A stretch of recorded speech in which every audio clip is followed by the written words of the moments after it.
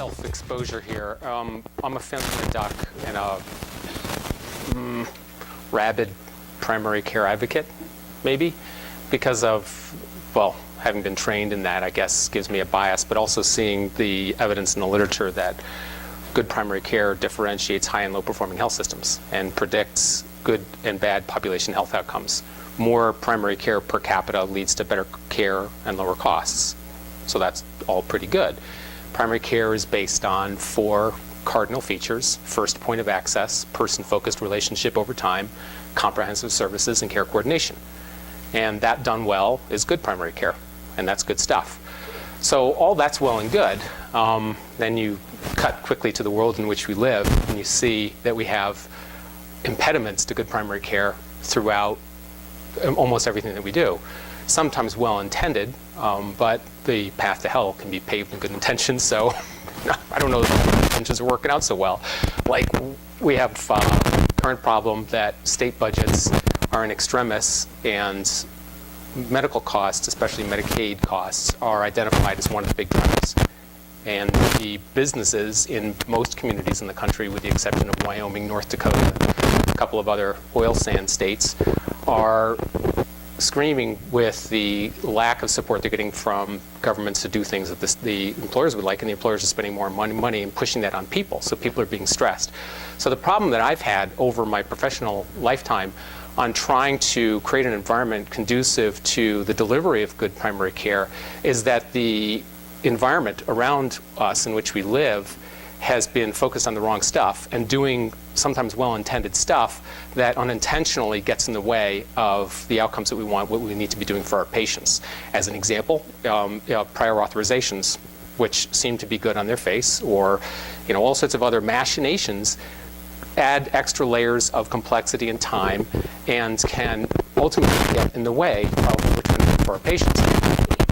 I can show a line item that shows that prior authorizations can reduce unnecessary utilization of stuff that we shouldn't be doing, and they're well intended. I mean, let's stop unnecessary head imaging. We're rich with unnecessary stuff going on all the time, and we could do less of that, and there's a reasonable policy that we can put in place to say, let's do less. The problem is that when you look at the breadth of what we do, head imaging is a small part of what we do, and what we find all the time is that we focus on parts and we miss the big picture. We focus on parts to such an extreme that it begins to be absurd. The minutia that we get sucked into daily and demanded of us by external accrediting agencies and all sorts of groups that are trying to do the right thing, but drowning us with requirements. The reason I set that context is the reason that I came on with TREO, and I love working with these guys, is that they work almost strictly in the environments where total cost of care is on the table, which means that the solution has got to be stepping out of the minutia and the details and figuring out what leads to ultimate outcomes, big outcomes, not the small outcomes. No longer can you be satisfied that everybody with diabetes is having a monofilament exam of the foot. That's great, but it contributes nothing to total cost of care. I mean, barely anything. Maybe, decades later, the numbers needed to treat are absolutely immense before you get there. Glycemic control and diabetes, that's great. It's good stuff. But you reduce hospitalizations from stroke and MI after 9 years of tight glycemic control. In today's environment, that's good stuff, and we should do it. But it's not going to solve the problem. So what do we do different? We have to work on things that get back at the root of what primary care is about. We can't be satisfied any longer with excellence in disease management. That's nice, but that's a specialty play. That's not primary care. We play a role in that, and we need to. We need to think about how we introduce evidence in our work and in the care of our patients, but we can't be satisfied with evidence-based gap closure for our patients. That is a necessary but insufficient solution to the problems that we have in hand. We do have to think about what's really important in terms of big drivers of outcomes, and so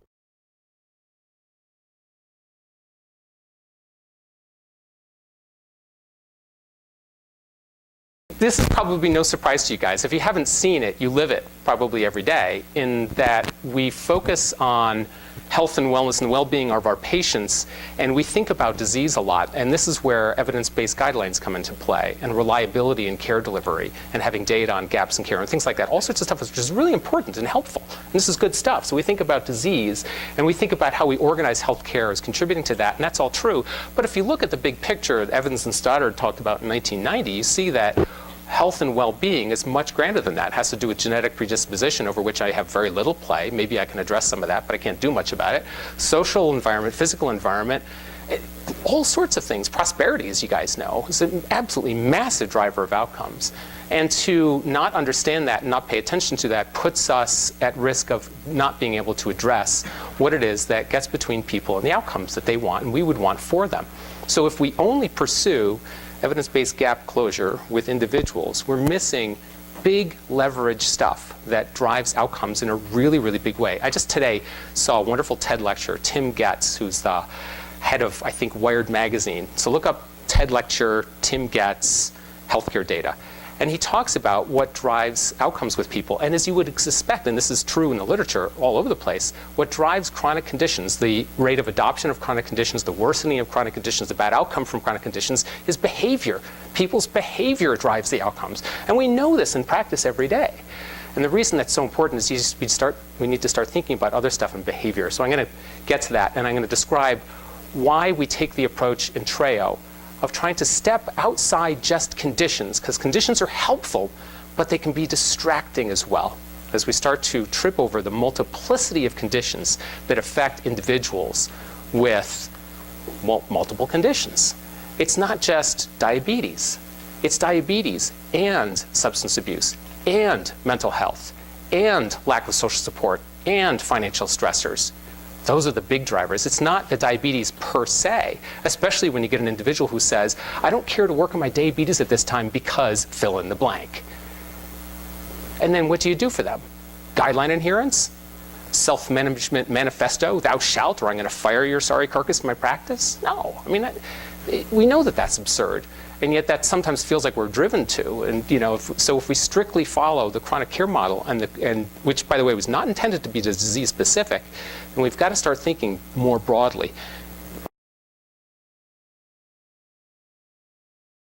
Stop thinking about just the condition, and we need to think about the people.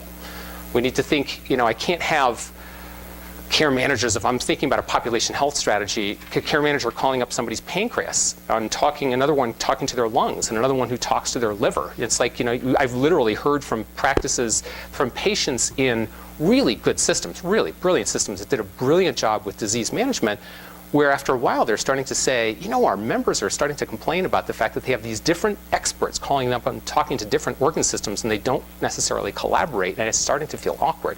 That's the point.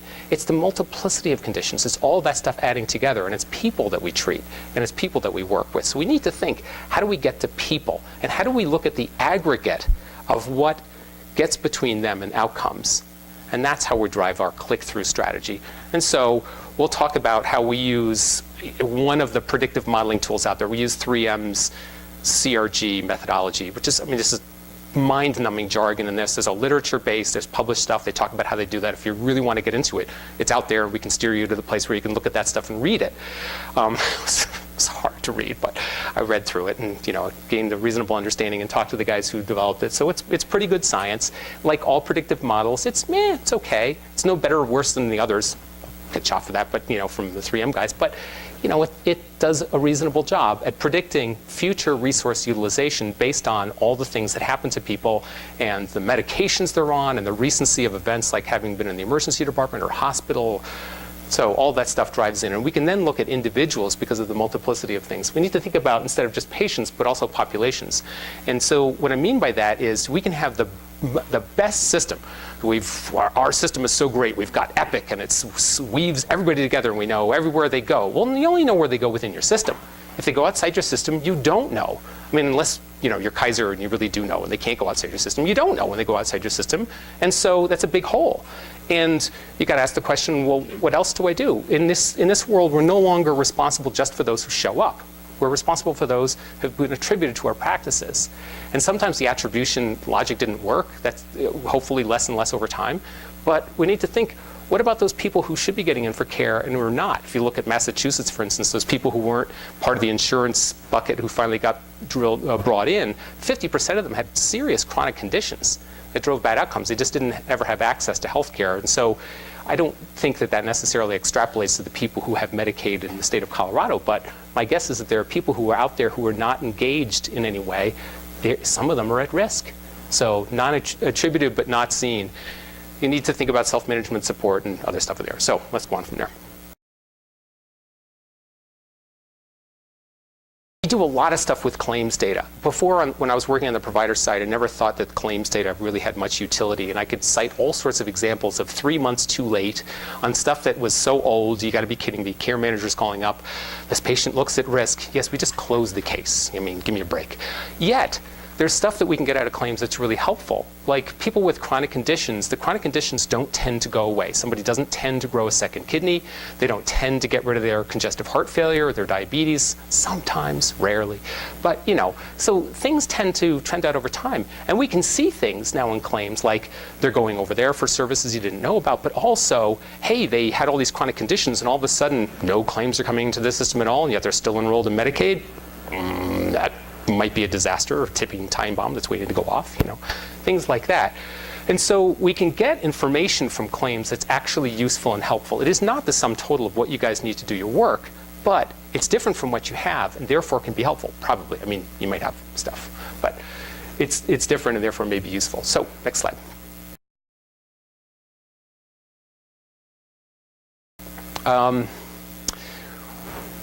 We think a lot about all the different interventions that we can bring to bear. And I was alluding to this a lot as I was talking about this.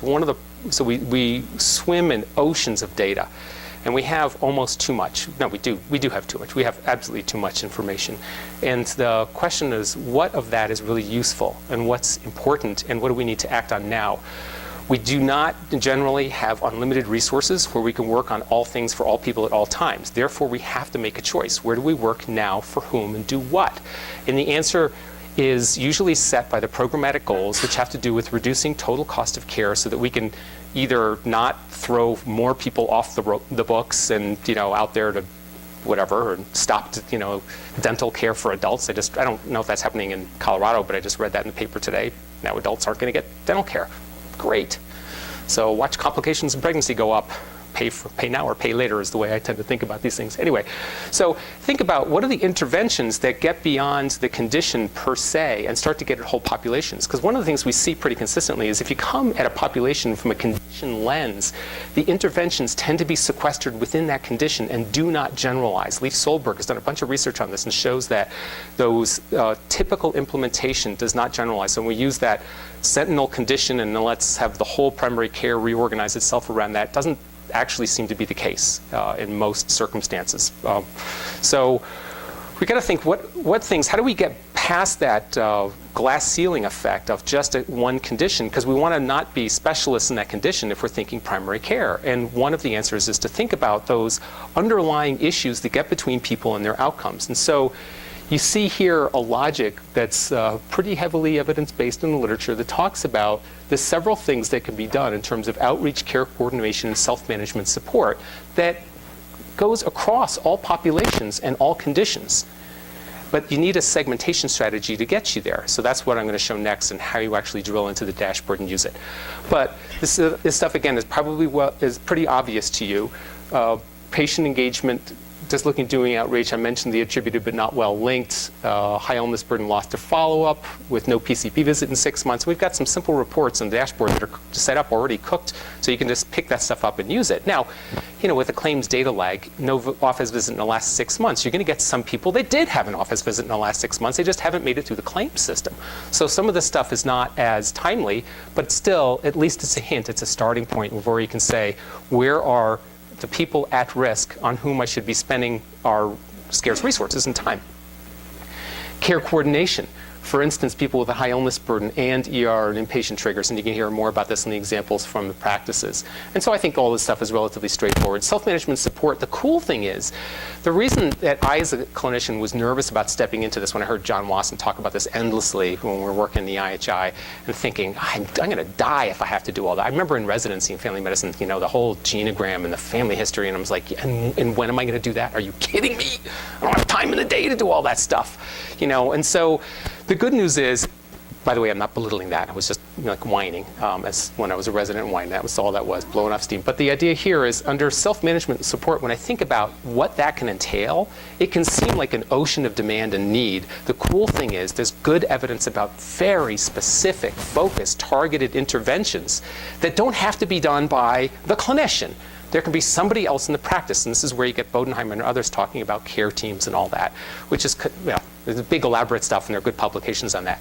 But for people who are at risk and not interested, motivational interviewing is an obvious intervention. For people who are at risk and interested but unsuccessful, if they're successful, by the way, why are you lifting effort? You know, don't leave them alone. Just track them and follow up and make sure.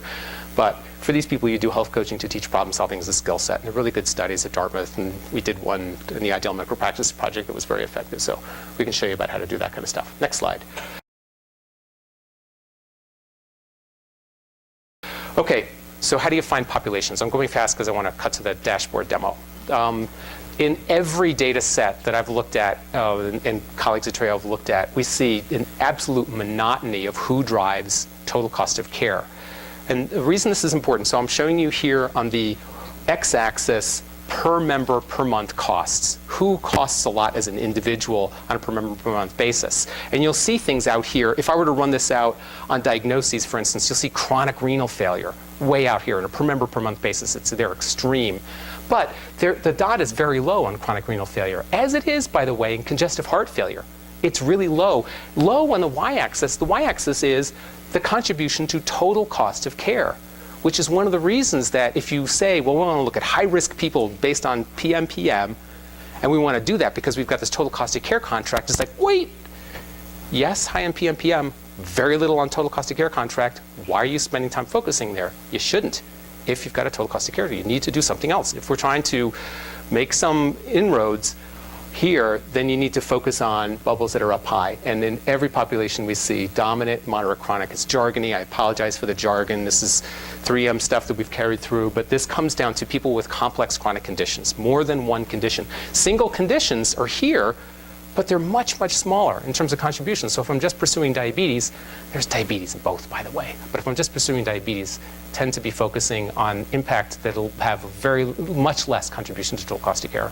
And that's important. If we have to do things that bend the cost curve so that we can afford to enroll more people, so that we can afford to do more for people, we've got to solve this problem financially as well as for clinical quality. There's also a striking overlap that we're seeing in our own data as well that shows a strong inverse correlation between cost and quality, which means cost is not a mark, is an inverse marker of quality. High cost, poor quality.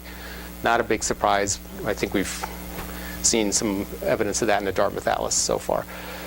So dominant, moderate, chronic conditions, those are the people who drive costs. What you're seeing here, the size of the bubble has to do with how many people. And this is the ACC project. This is aggregate data for all of the state of Colorado in the ACC project right now. We cut this data a bunch of different ways. I looked at what drives emergency room utilization, total cost, and PMPM. Same demographic, exactly. What drives outpatient services utilization? Exactly the same demographic spread here. The dots move around a little bit, but it's like Brownian motion. The big dot up there is dominant, moderate, chronic conditions. It's way up there. Same thing in terms of professional fees, prescriptions, absolute monotony. Another thing, this will be probably no surprise if you think about it in terms of the ACC program. Medicaid in general is driven a lot by kids and pregnancy. The ACC program is not. The ACC program is driven by adults, specifically targeting and enrolling adults. So if you look at an age spread in the ACC program, adults are up there, not kids. So if in the ACC program, if you're focusing on kids, you're missing the target. It's not that you shouldn't be doing things like that. You should be doing things like that, but that's not the target. Yes?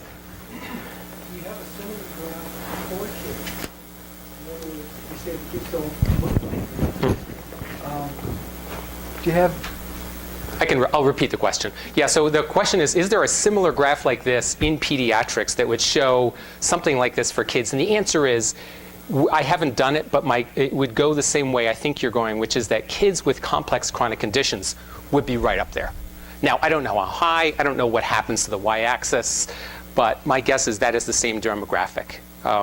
So I have to see when we get to that point, and that's certainly, there's 20 plus years of pediatric medical home and working on high risk and high needs pediatrics, and that I think in Colorado as well, some of the data nationally comes from Colorado, so I wouldn't be surprised if that's a big driver. Identify kids with multiple psychosocial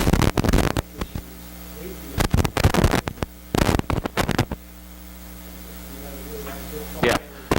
So the point, again, for the recording, is that if we could identify kids with multiple socio-economic and psychosocial issues, they would be also likely to be high there as well. I would not be at all surprised. So, and again, we're looking at claims data, which is on the medical side. As we get into dual eligible populations and others, we should see more of that. We're getting into that with talking with the state of Colorado. But let me go on to the dashboard now, because this is cool stuff, but I'm going to move on. Is there any more slide? What do we have for next slide? Yeah, diving into the dashboard. Great.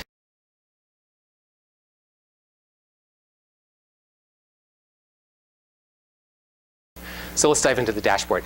We're going to cut now to a demo version of the dashboard because I can't expose personal health information. And I'm going to if this were real people. Now, the data I'm going to show you is real people. We've got data on 38 million Americans, but we scramble all the identifiers. And this is from all over the country, pretty much. And so it's not identifiable. You can't see who. So it's all HIPAA compliant. We went through a session and we talked with the lawyers and make sure we're all cool with this kind of stuff. So this is our demo data set. So we're showing you Acme Healthcare. And we have names. We put names in here, but they're all fake. So don't get nervous about that kind of stuff. And so this is dashboard, and as you would expect, it has a bunch of scorecarding components here. And the scorecarding is interesting, and it shows you, by the way, we've heard lots of feedback on how we can make the scorecarding more visually appealing and understandable, like is negative good or bad. So we're going to roll out a version that has a star system, a star ranking, 1 to 5 stars based on where decile performance and stuff like that. And we'll let you guys know all about that in the fall when we talk about rolling that out. But for now, we're talking about things that are over or under expected. And expected means we can literally do an expectation that's case mix adjusted and said, well, with this patient population, with their illness burden, are you over and under the statewide average for this stuff on a risk-adjusted illness burden basis? And that's what you see in here. So you can start to look and say, well, there's some outliers in these things. And depending on how you're coming in, if you're Deanna Tolman and you're looking, and she's looking at her own practice, she's going to see her data, and it's going to probably be a really small data set, and just say, wow, my 3 patients are really driving some horrible looking variation, but the numbers are so small, it's silly at that point. But she could look and see who's there, on what's going on, and why am I only having 3 people at your bed? Anyway, but if you're, the whole region, you'll see a lot in what's in there. So you're going to see a couple columns, and we do dashboard demos, so I'm not going to get into stuff on how you do the scorecarding and things like that, because what I want to do is I want to look at the clinical side. And the clinical side, and where I'm going to take action, is over here on the right. And you see a few things. Here's the whole patient population you're looking at. And then down below, you have the split out by those major illness burden categories. And so right now, even though this group has 35,000 people, 37% of them are healthy and non-users, probably not where you want to be focusing your time right now. You can do all sorts of wellness programs, but it requires big scale and skill and low cost interventions. Rather focus here on dominant, moderate, chronic individuals who've got significant stuff going on. Now, that's going to be everybody in the program. Eventually, if they're pediatric data, those peds will be included in this. We're not excluding pediatrics in the program. So if kids are falling into that category, they'll show up on your list. So you'll look at that list and you can drill into it, and you'll get an Excel spreadsheet this is actually, even though it's a demo data set, it actually runs live off our servers, and so you're seeing the live running, and just wait a minute and we'll be right with you kind of thing. So it's spit out a spreadsheet which you can then filter and sort based on different columns. And the columns include things like potentially preventable events, which is 3M jargon, but it comes down to things like potentially avoidable hospitalizations, emergency room utilization services, and things like that, or the aggregate of all of those things. And that's interesting as a way of identifying people who are at risk. And so, yeah, it's coming down in the meanwhile. Over here, beneath that, as that report's opening up, you see a bunch of the canned reports that I was describing before. Stuff we already know just from claims is probably interesting. It's not the end word, but they're probably people you want to be thinking about. Individuals who've had chronic conditions in the previous 12 months, but in this 12 months period, they've had no claims whatsoever. Chances are they're lost to follow-up. They haven't been disenrolled necessarily because they wouldn't be included in the data set if they were disenrolled. So there's an issue in terms of enrolled but not being seen at all, previous chronic condition, lost to follow-up, probably. Need to get in touch with them or think about it. We have people who've jumped in severity of illness, so we can watch severity over time for individuals as they go up in CHF class 1 to 4 and things like that, or CHF now plus diabetes or plus mental health disorder, substance abuse, so things like that. So we can identify people who are jumping up, colloquially called jumpers in care. People who are what else do we have here? Lack of discharge follow-up, newly chronic, no PCP visits in the last 6 months. So relatively obvious stuff. And we think it's helpful. We've got oceans and oceans of information that we can share with you guys. This stuff is probably actionable. And you'll see attributed, but you just don't know about them. I can't say who you do and don't know necessarily. So that's where you have to bounce some stuff off your practice management systems and see who's on your list that you've never seen before. And that maybe shouldn't be attributed to you, or maybe should, but there's that discussion. So let's cut to the list and see what that looks like. So this is, again, all de-identified information, so they're names, but they're all fake. It's going to show a bunch of columns, and if you cut over to the right-hand side, you're going to see a couple of things in here. You're going to see the jargon around how we roll categories together. And this is clinical-related groups, all of them together, and they roll up into people with pairs or a single condition. And they've got the clinical risk group. This is the illness burden weight. And the condition description. You'll see a lot. If you sort on condition description, you're going to see people with other a bunch. Because if you look at aggregate illness burden, there are individuals who have multiple conditions where none of the conditions is dominant. It's the fact they're really sick because they've got all of that stuff together, which actually matches the reality of how most people deal with lots of chronic conditions. They fall apart because of the multiplicity.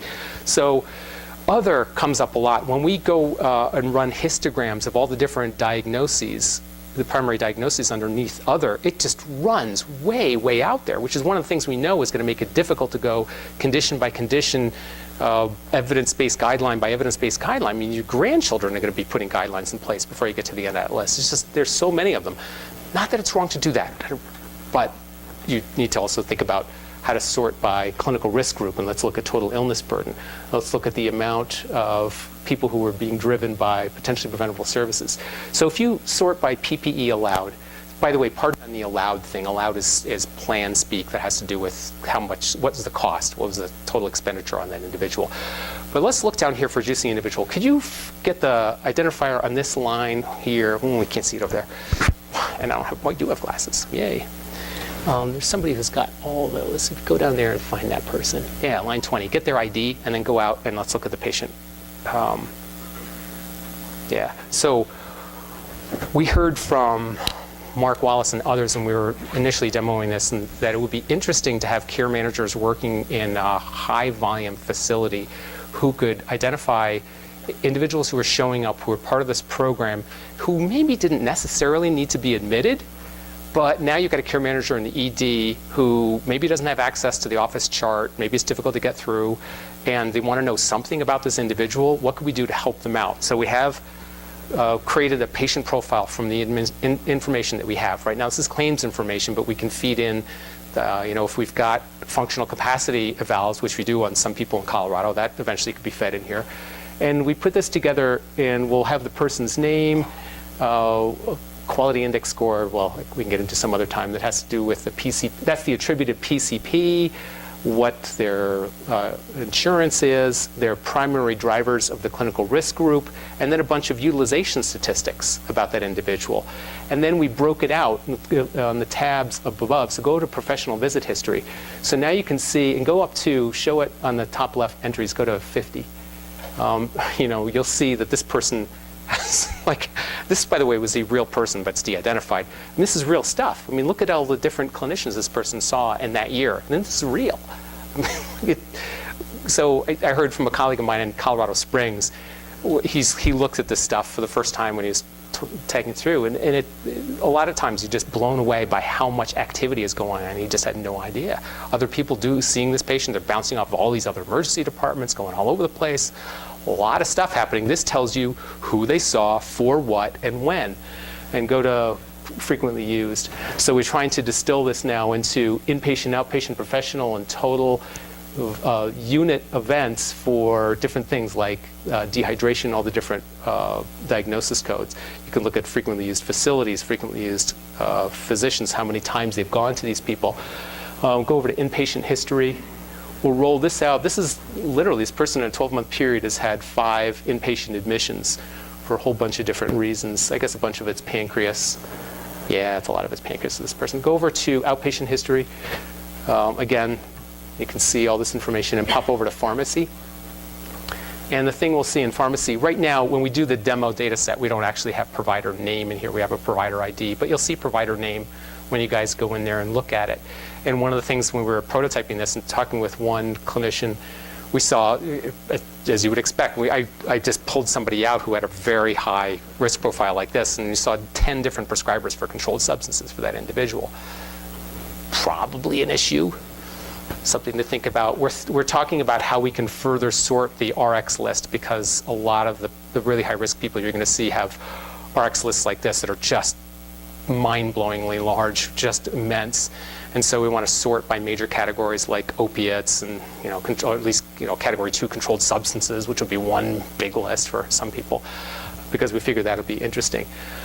But the point I'm getting at is we wanted to give you a quick lookup for an individual, so you could at least on the fly have identified somebody you think is at risk and see what else is known about this individual that may be outside the purview that I have in my own practice. I may know a lot about them, but is there other stuff going on? And who's touching them and what are they doing?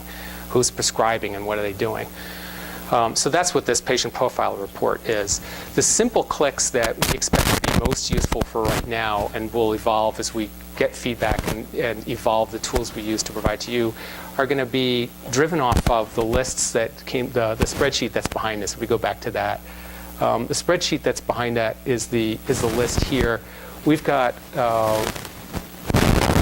just the simple sorting you can pull out in here, and you're going to hear a couple of examples from other practices that say things like, okay, we want to identify people with a clinical risk group or illness burden rate exceeding X threshold, plus, and we'll give them a point if they've had an emergency room visit in the last 12 months, and plus, you can start thinking about doing some very simple algorithmic stuff like that to identify the people most worthy. I remember talking to Mark Wallace and Rico too, and they're using a hotspotter approach. And they're identifying people who are just in and out of the emergency room very, very often and saying, let's focus on those individuals initially, because that's a big metric that's driving the ACC program. It's a very rational strategy, especially when you drill down in here. You can do it at the total population. If you go back to the dashboard, if you look at the total population, you'll see I could get the whole, get any one of these, the all members. If you click on it, you get the whole, you get all of them. Get everybody all together. It tends to be a big list if you're running it at a RCCO level. If you're running it at a practice level, it'll be a lot faster. But you can look at absolutely everybody if you want to and say, let's sort it by total. So what's the, this is where I'm not sure who's doing what in terms of dashboard upgrades and different ways things are going, in terms of total inpatient, outpatient, things like that. Yeah, so as far as dashboards that are specific to Colorado, the refresh that we just sent out a notification for will include the patient profiler tool. So when you log in, you'll have access to the capabilities that we looked at today. So being able to run the reports that Gordon mentioned, the all members report, identify where there might be some opportunities from a potentially preventable event spend, do the cut and paste feature that we just did in this demonstration, take that client ID, plug that into the patient lookup tool, and you'll be able to see all that same information specifically for the activity surrounding that Medicaid client. So that's available right now. And then Gordon mentioned additional dashboard features and being able to identify or look at star features, and then Let me show that. Actually got that in the PowerPoint, if you can cut over to there. So where we're going in the fall, and I'm not sure of the exact delivery date on this part yet, but in the fall we've got some dashboard upgrades, and so I'll just go through this really quickly.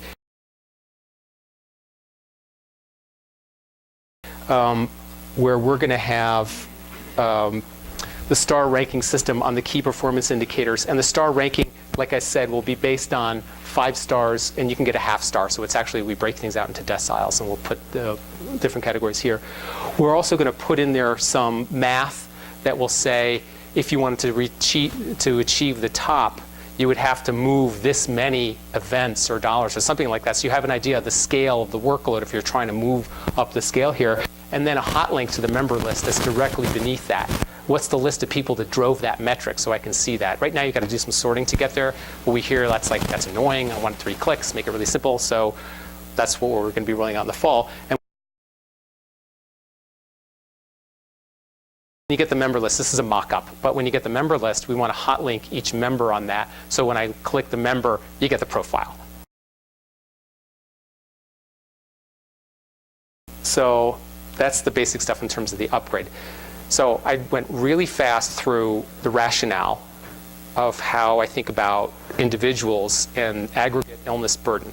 I talked a bunch about data that's not in claims. That's really, really important to honor the fact that it's there, and that we're talking in other sessions about how could you, we've got some tools that John Wasson has developed, one of our colleagues at IHI, that can extract that information through a health risk assessment. We could then feed that in as part of our algorithms, but that's another conversation for another setting. But that's one of the possibilities of data that we could unmask that would actually feed an understanding of those other issues. And I talked about how you would then do some very quick sorting. It's relatively crude, and yet at the same time, what we're hearing is that it's still useful. Because sometimes for the first time, sometimes not, practices and groups are thinking about populations and how to sort and segregate by risk and illness burden. And so some of the stuff that's already built in there is focused on that stuff that has the likeliest contribution to the outcomes that you guys are hoping to achieve in this program. So we've populated it for those reasons, and that's why it shows up like that.